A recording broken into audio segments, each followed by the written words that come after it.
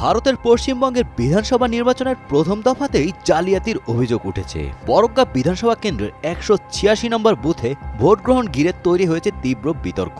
বরগ্রা ব্লকের গোদাপাড়া এলাকার এই বুথ থেকে স্থানীয় ভোটারদের একাংশ গুরুতর অভিযোগ তুলেছেন। তারা বলছেন, ইভিএমে তৃণমূল কংগ্রেসের প্রতীকে বোতাম টিপলেও ভোটটি বিজেপির পক্ষে পড়ছে। এই খবর ছড়িয়ে পড়তেই বুথের সামনে ব্যাপক চাঞ্চল্য সৃষ্টি হয়। ক্ষুব্ধ ভোটাররা বুথের বাহিরে বিক্ষোভ দেখাতে শুরু করেন। ভোটারদের দাবি, মেশিনে বড় ধরনের কারিগরি ত্রুটি বা কারচুপির কারণেই এই বিপত্তি ঘটেছে। পরিস্থিতি উত্তপ্ত হয়ে উঠলে দ্রুত ঘটনাস্থলে পৌঁছায় পুলিশ ও কেন্দ্রীয় বাহিনীর জওয়ানরা। এলাকা ঘিরে ফেলা হয় যাতে কোনো অপ্রীতিকর ঘটনা না ঘটে।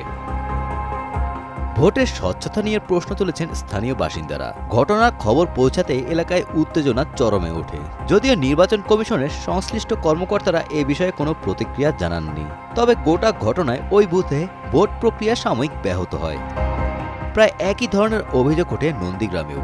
বুথ নাম্বার 151 বিরুলিয়া গ্রাম পঞ্চায়েতের তৃণমূল কংগ্রেসের তরফে অভিযোগ তোলা হয়, ভোটাররা যাকেই ভোট দিচ্ছেন সেই ভোট বিজেপিতে চলে যাচ্ছে। অভিযোগ ঘিরে সেখানেও বেশ কিছুক্ষণের জন্য ভোটদান বন্ধ থাকে। Golam Rabbani, Times today.